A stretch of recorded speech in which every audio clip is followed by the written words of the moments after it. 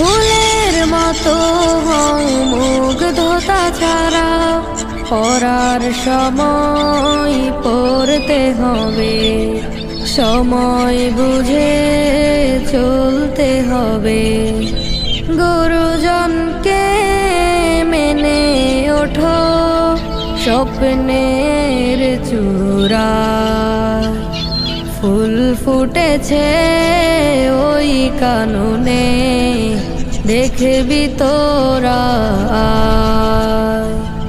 যার সুবাসে মুগ্ধ সবাই শহর নগর গায়।